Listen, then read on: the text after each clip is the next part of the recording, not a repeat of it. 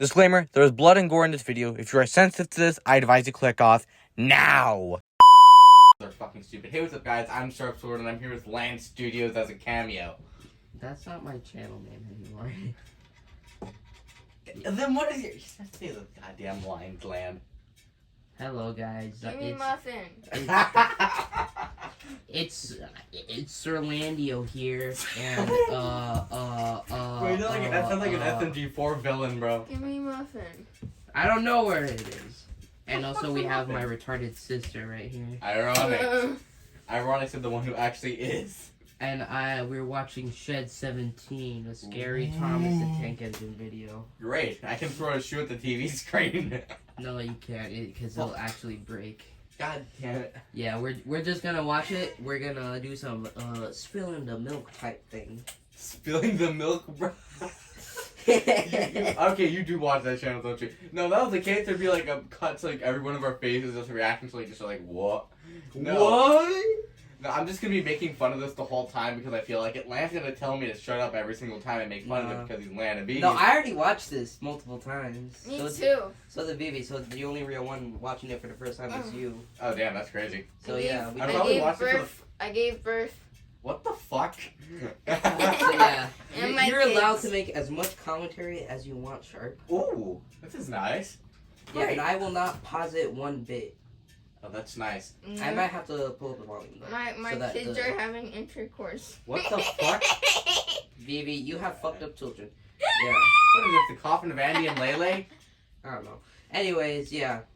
I pulled up the volume so that the TV can hear, and I turned on subtitles just in case you can't hear. The TV I'm not can fucking hear. deaf.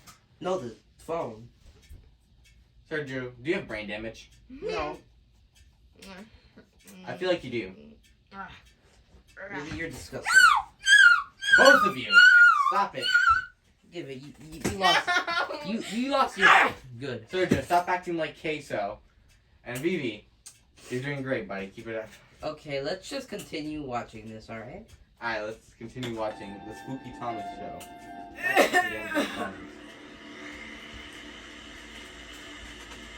Soda.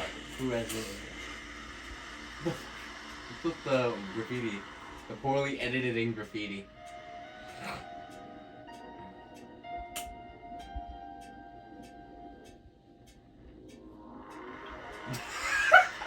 Gary's mod. You can't tell me that's not something out of Half-Life 2. One of those crappy games. That's an American steam engine on a British They railway. were the stories that have charmed an entire generation. From the books to the television series, people around the world have grown up with the railway stories, and all their cheerful characters. What kind of documentary is this? But the truth behind Thomas and his friends was no children's fantasy. The truth would be horrifying. Oh yeah, they're all afraid of being deported or something. This Gary? Why does it look like something out of the Lethal Company animation? It shifted from shitty green screen to Lethal Company. Boom! Title card! Island of Sodor, off the northwest coast of England, Isle of has Man. emerged from the fog Talking of about World War II, relatively unscathed. You know the Isle of Man is where they filmed all the live action parts of Thomas and a Magic Girl? Yeah. Professor Wilhelm Goethe was born in 1903 in Munich, Germany. A doctor in biology, he became a prominent advisor to the... Whoa, what the... What the fuck?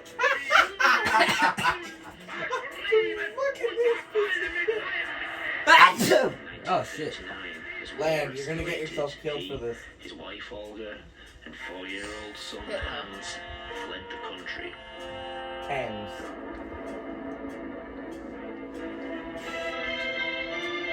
Tja, ich habe nie einen solchen Befehl bekommen.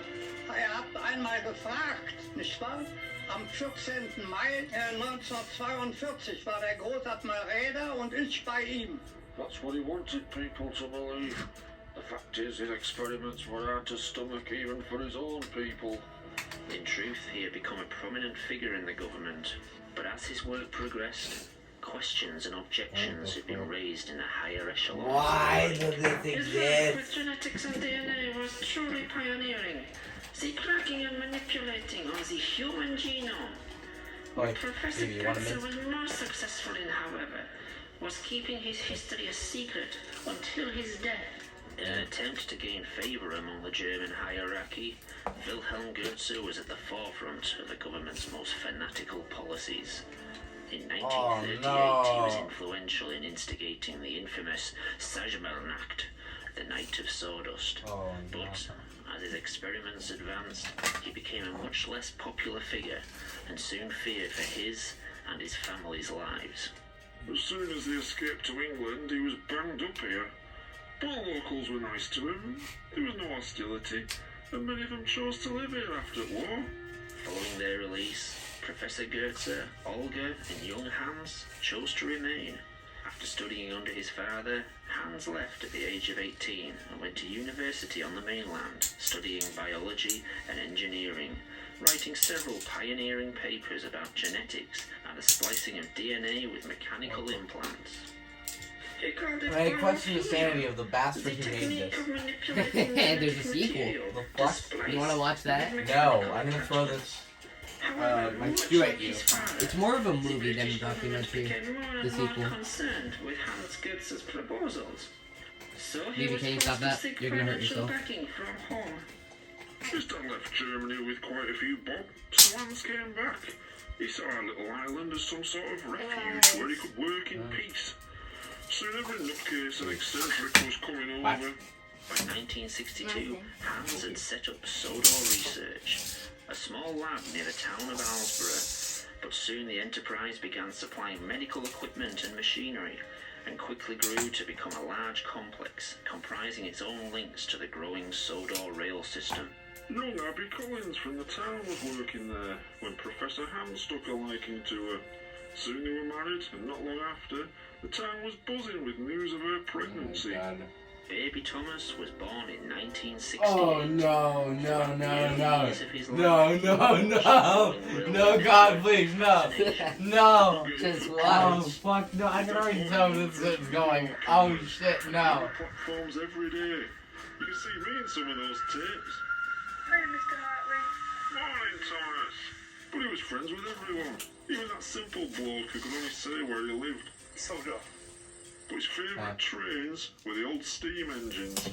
Steam engines were a dying art on the British mainland, but Hans also had a fondness for them, much like his son, and likes to keep them running for our purposes, taking orders from the labs to the growing docks, or to the mainland to be transferred to modern postal express trains.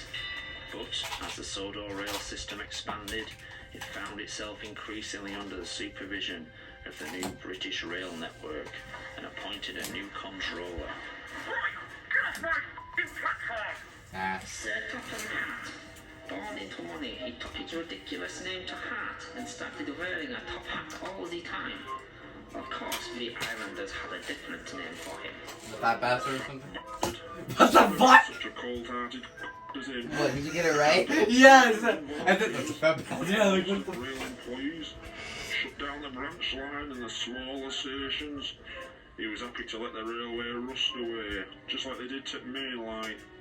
But the fortunes of the railway were about to take a profitable turn. I'm going A to... stroke of luck for the island that would result from tragedy. Come on, we're gonna be late. What's the time? Thomas, get moving. Young Thomas loved following the railway. He'd be out all the time, hoping to catch a new train on his camera. Rich. 11:45's coming through soon. He won't wait for us. Unfortunately, he didn't take as much notice of the safety signs. I'm not being late again. Have we missed it yet? Wait for the 11:45. Never mind the 11:45. It must be late again. Thomas, come on. It's always held up.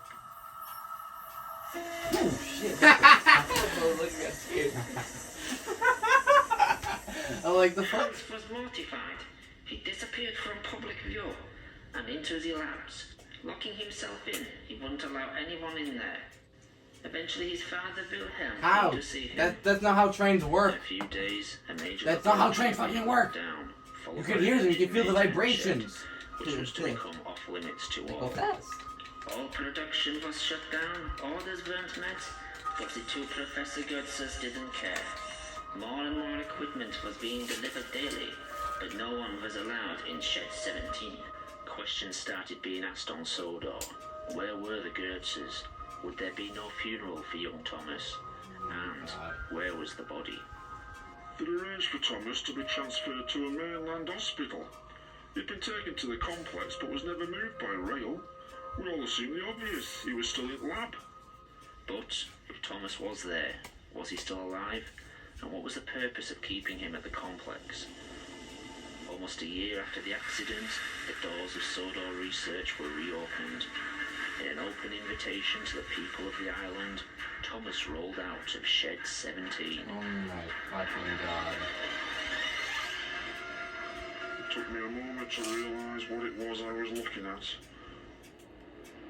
When he looked at me and said, Hey, Mr. Hartley. it dawned on me what Hans Goetzer and his dad had done. One woman passed out as Thomas smiled at us. Damn. I had to run off around the side of the shed. Hey, are you alright, Keith? Keith. Damn. As news spread across the country, Bruh. the world's media rushed to Sodor Island. They kept trying to interview me. I became a bit of a celebrity. Do that 10. Big Ben. See on Sodor Island. Nah. Questions asked about science ethics. It's fair to say I was pretty nervous at times, Joined now by Keith Hartley. but I think I put on a brave face. What did you think when you first came to meet Thomas the Tank Engine?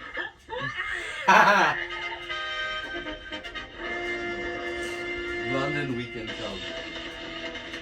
When are we gonna see? When of the British broadcast channels gonna pop up? The mayor said I'd represented the people of Sodor very well.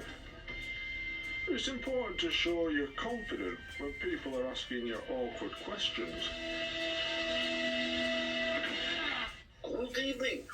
An act of mercy or a crime against humanity? Bro, I am joined now by... I gather they tried their The best. questions got difficult. But goddamn. I made sure I knew what I was talking about. What was your reaction when you first met a talking tank engine? If you can't make an informed This is the opinion, most logical man in the whole. if you can't string together two words on telly, well, maybe you shouldn't be on there. There are two sides to this. Admittedly, the subject matter was a bit bizarre sometimes. There are some dark forces at work here. You're alright as long as you can win over the audience. They're laughing at you. They're not laughing with you.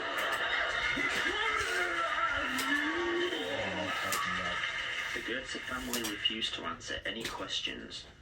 Behind closed doors, the only question they agreed to answer had been asked repeatedly. Would Thomas work on the railway?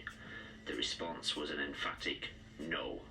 Thomas's DNA had been reprogrammed to accept and adapt to the engine structure, I'm going to shoot whoever using the engine's internal lands his wife system make to blood maintain his organic Because functions. it's What something no one could be sure that of I was enjoy. how much Well, of I the don't enjoy it, I engine just was find it to be mechanical interesting. and how much was organic material.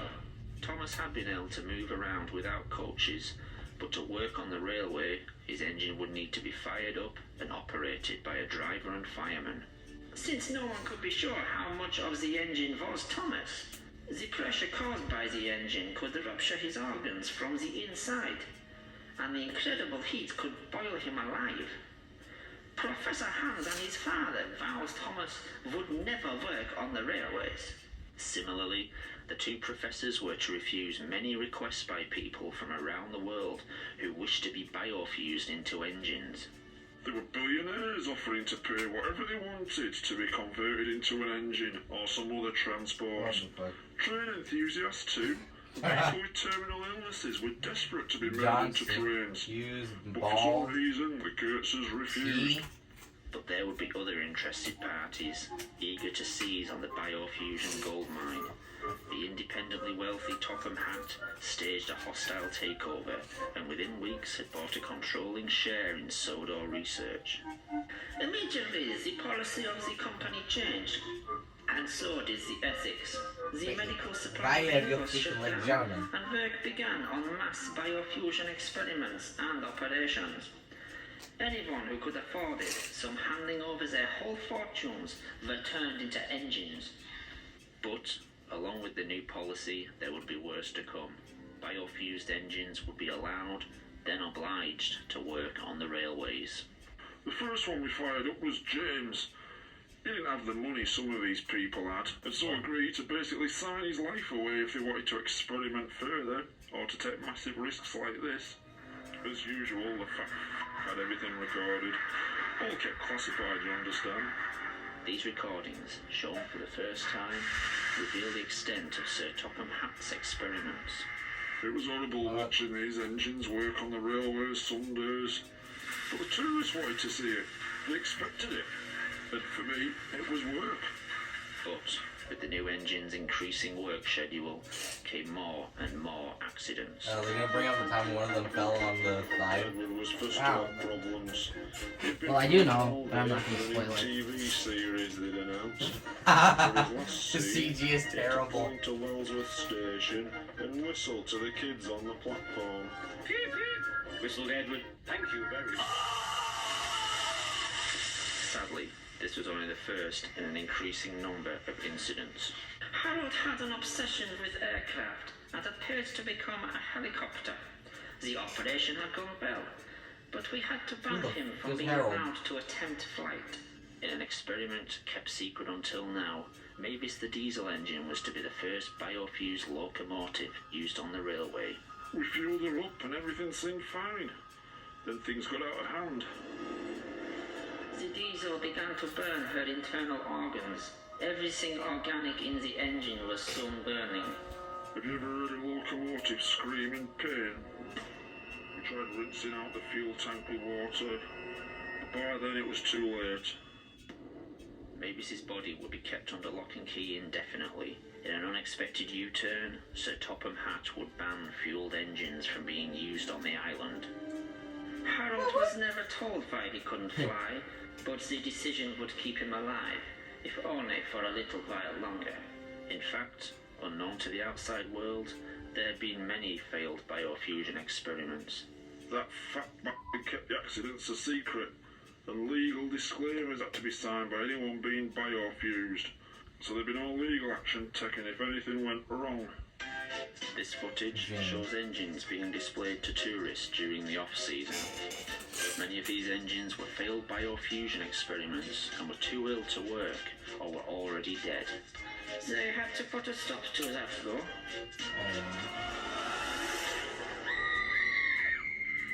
With all accidents happening, everyone started asking the same thing. Why had Thomas, the first engine, worked so well?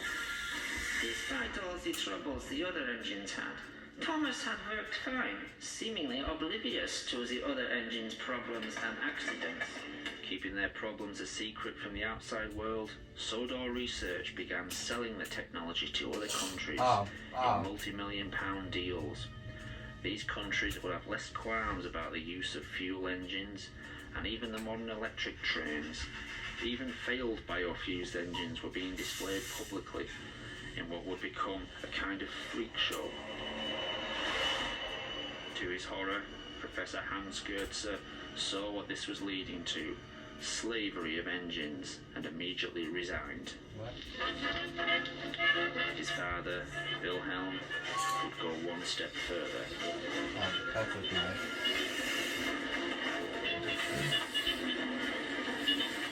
What nice CG. Oh, German. Ah, yes. Oh, never mind. I was supposed to say something.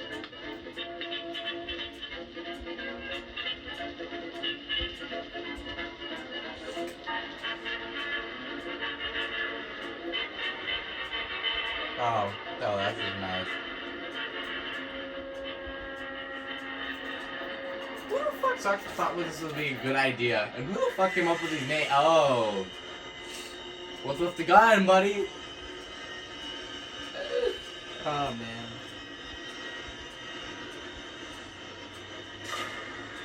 What's with the gun? You know that's a terrible caliber. Yeah. Should have used. I'm pretty sure 9mm was invented by the time already.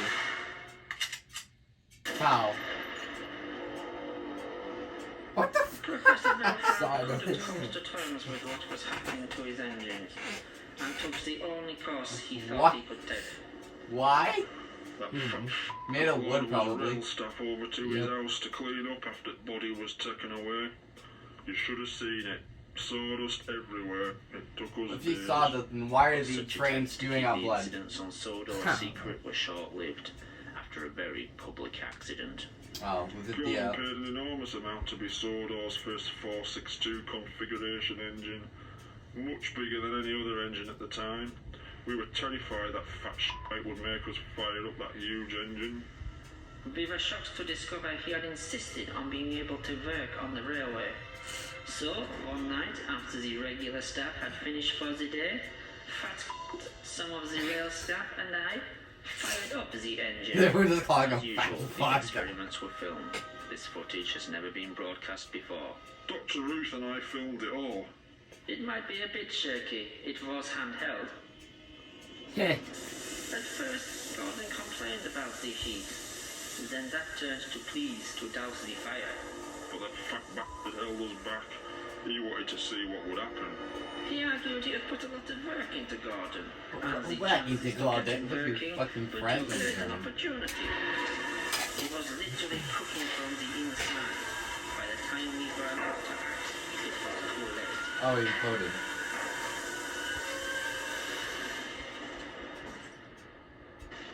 The fuck with the blue I smoke? was as near to him as It's really possible. hot. All I could do was run. I was Dude, lucky if to there get was away fire with that some hot, clothes.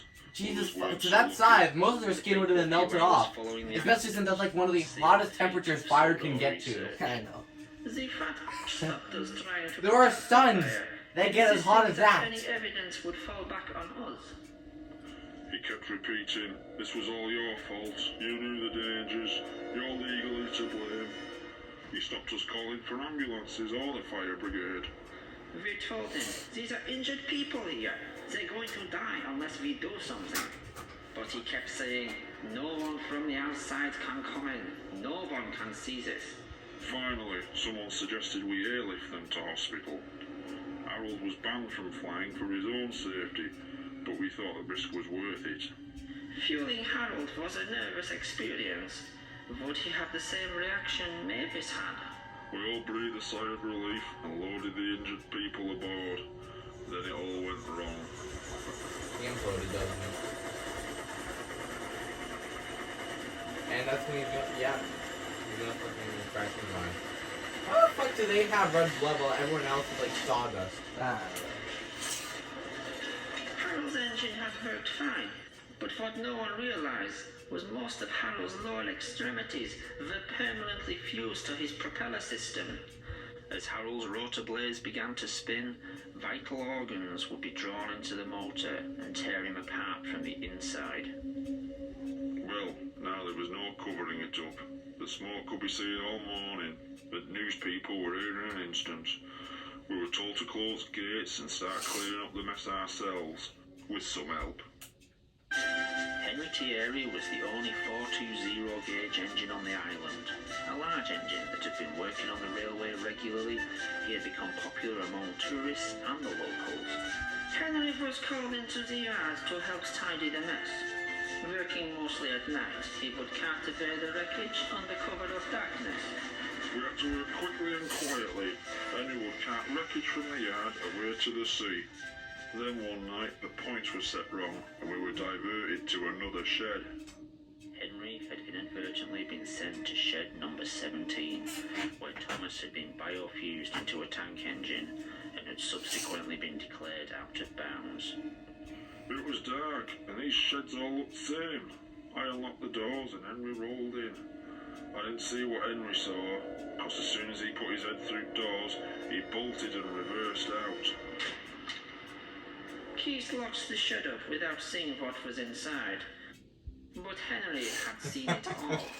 We won't even dare talk about that shed, more than our job's worth.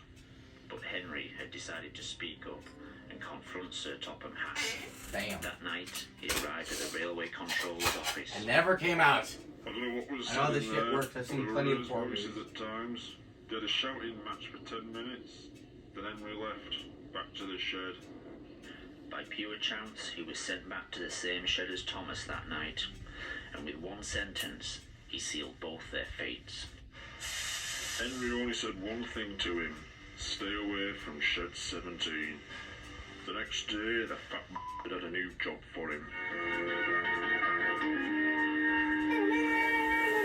The flying kipper route ran through the night, delivering fish from the docks to the mainland, across the highest altitude line in the country.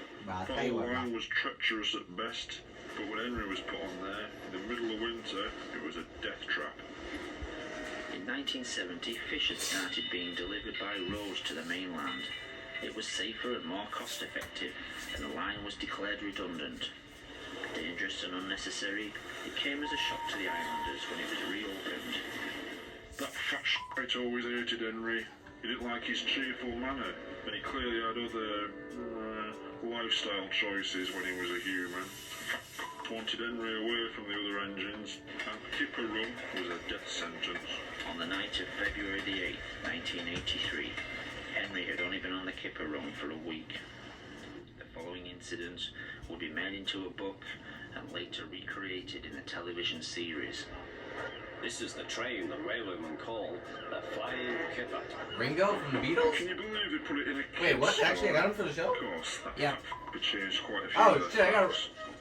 They couldn't know the points from the main line to a siding were frozen, and the home signal should have been set at danger, but snow had forced it down.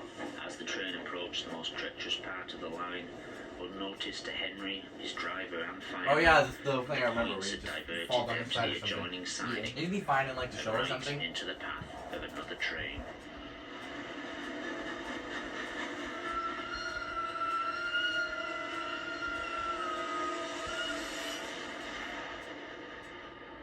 Oh, that's a gas tank.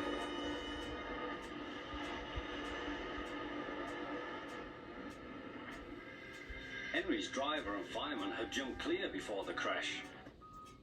In fact, Alan and Barry died from their injuries. Slowly, in snow, the pillar back. The By fuck is midday, this? the recovery operation was underway, and Sir Topham Hatt had arrived. Cheer up, Henry, it wasn't your fault. Ice and snow caused the accident. These images from a train spotter's camera were taken the evening before and were successfully covered up by the Sodor Railway Board for 10 years. Bruh. There's a railway spike in points, blocking them. Of course, that had disappeared by the time we got there. I'm sending you to Crewe, a fine place for sick engines. Crew. We all knew what that meant. They'll give you a new shape and a larger firebox. Crewe was, at the time, one of only 2 scrap metal yards in the UK capable of handling and recycling organic material as well as engine parts. Oh, that's just You'll beautiful. feel a different engine and won't need special coal anymore. With those few words, he'd sentence Henry to death. Won't that be nice? Yes, sir, said Henry doubtfully. Everyone knew he won't see him again, and everything was sewn up nice and neat for that fat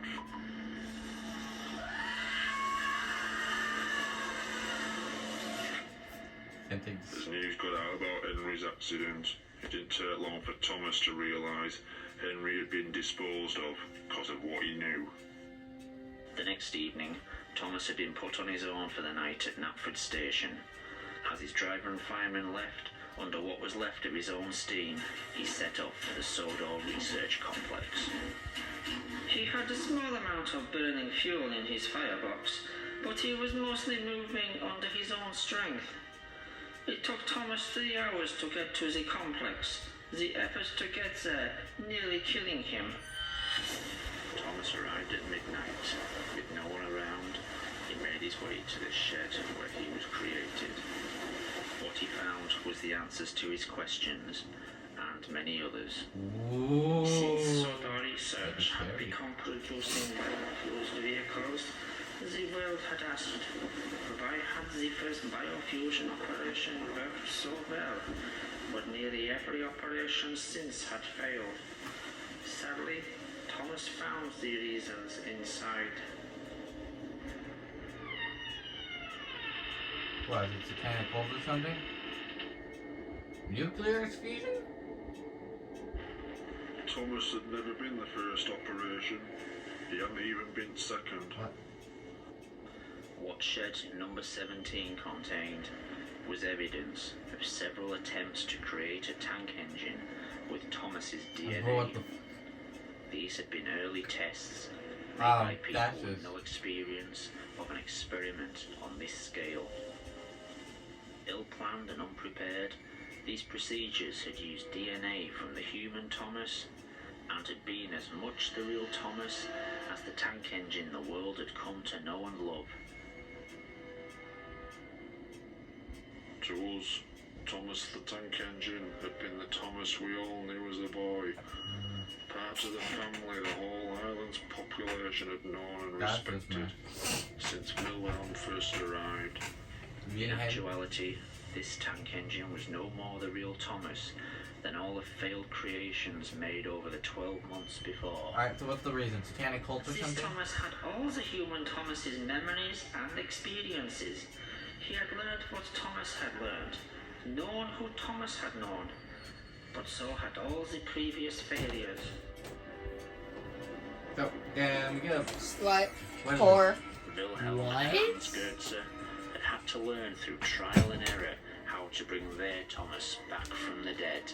The following experiments had not had the same work put into them, resulting in the freak engines and aircraft that had developed so many problems on Silver Island and around the world.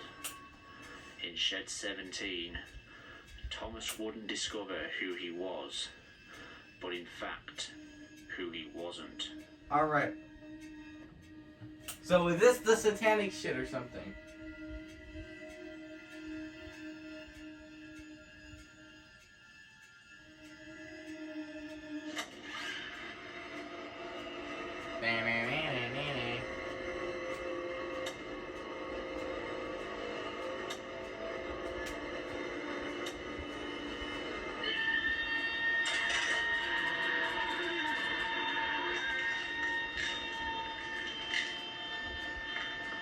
Oh. That's just nice. That, okay. What the fuck is this?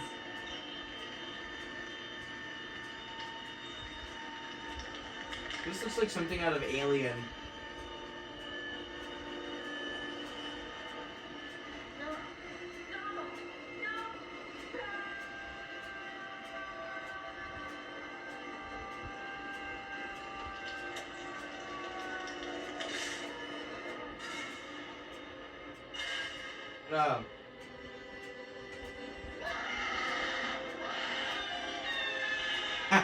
That's Legend of Zelda. Legend of Zelda.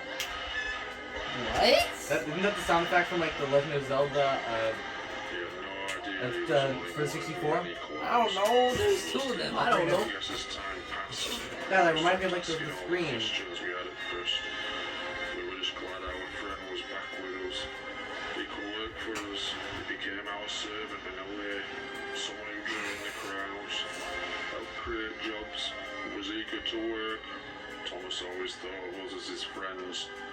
Sadly, over time we came to think of him as just really useful. Damn. What, you think I'm killing everyone or something?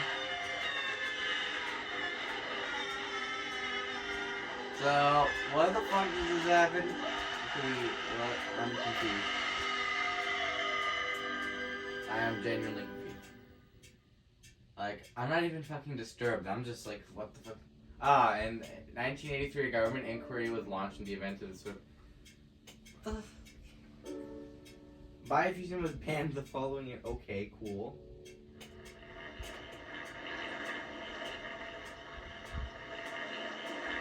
The wing scale nuclear blast test.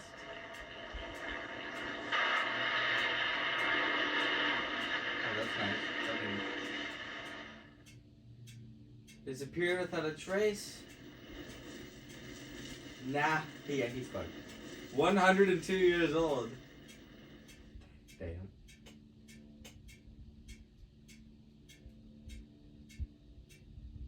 "23 reconstructive operations." Damn. Damn, that's crazy.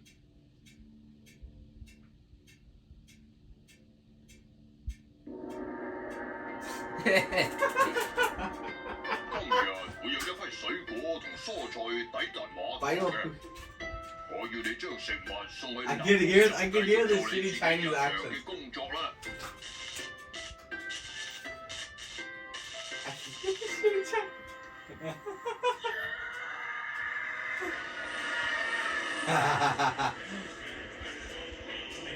Abiel. It seems like more of a dark comedy movie than fucking dark comedy documentary. Next week, Cockleshell Bay. In the aftermath of the Mr. Ship inquiry, we ask, how much did ITV know? And where next for Robin and Rosie? Cockleshell Bay. Ah. We can't have good shit, can we?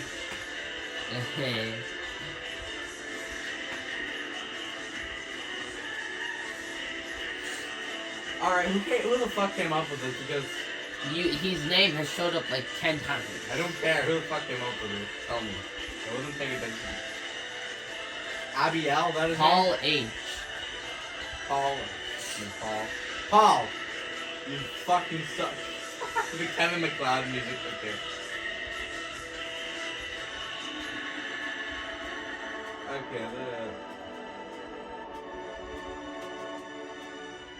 So, what do you think? Mike O'Donnell, is there any relation to Marty O'Donnell? I'm going to send whoever made this back to God. Paul's vids. 2015, fuck you. Alright.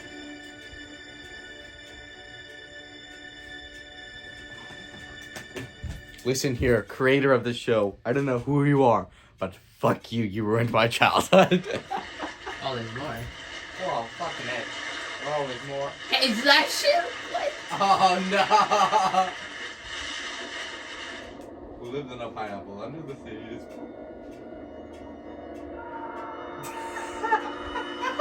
What? I never seen that. Okay, that's kind of funny. There's the sequel, almost an hour, Project G1. Yeah, god damn, the fuck? Yeah. The fuck? I'm sure you don't want to waste any more of your time with this. I'm gonna jump off the fucking building. Well, that was not Project G1. That was Shed 17. What were your opinions on it? Balls. Nothing. All right. I'm gonna toss this PlayStation 4 controller at you. No. I'm fucking right here, bitch. Ah!